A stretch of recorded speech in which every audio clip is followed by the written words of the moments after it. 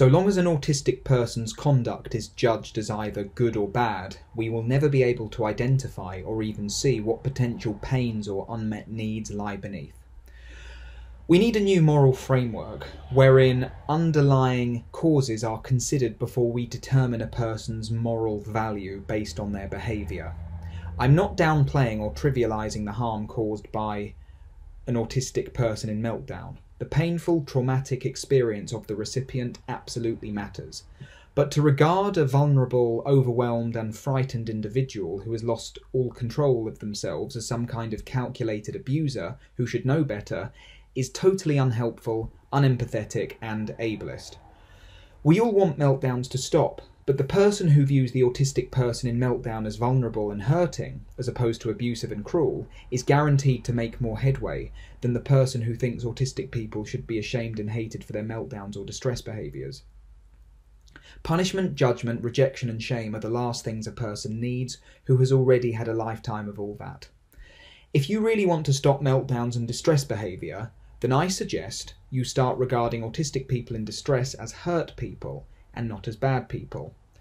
In my personal and professional life, I have worked and spent time with countless autistic children and adults who have a history of lashing out at people either verbally or physically, and let me tell you, not a single one of them is a bad person.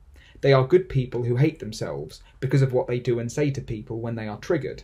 They are complex and in need of help, not evil and in need of punishment. There is a good person within every autistic child and adult I've worked with who is prone to lashing out physically or verbally when in distress. That good person will hide away forever if others continue to drench them with ableist slurs and stigmatise their distress behaviour, wrongly describing it as bad. The judgment and invalidation that these kinds of autistic people receive only contribute to further verbal and physical lashings out. Furthermore, the judgment and invalidation they receive is redundant in that no one is harsher to them than they are to themselves. What this kind of autistic person needs is compassion, empathy and understanding. We must relinquish black and white thinking patterns of only seeing people as good or bad and separate the good person underneath from the jarring behaviours they manifest upon experiencing distress. People say to me, "But we can't let them get away with behaving like that." Whilst I would never phrase it quite so coldly and unempathetically, I'm with you in that I don't want anyone to be hurt, the autistic person in distress or the person on the receiving end. If none of us want to experience autistic distress behaviour, then it is in all our best interest to regard autistic children or adults as vulnerable, hurting and traumatised, and not as vicious, calculated bullies or abusers. A little mutual accountability goes a long way. The person on the receiving end must acknowledge that they triggered the autistic adult or child in distress and not resort to unhelpful clichés such as "they overreacted," which doesn't exist, and which totally downplays the experience of the autistic adult or child in distress.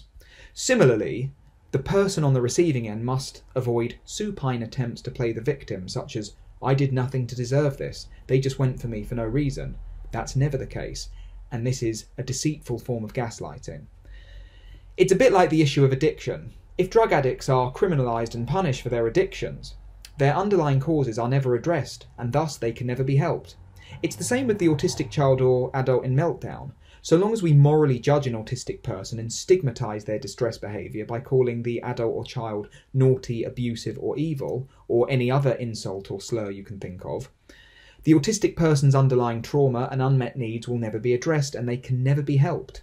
Ironically, this essentially means that distress behaviours and meltdowns will be perpetuated by the very people who are most disgusted by and judgmental of the meltdowns and distress behaviours in the first place.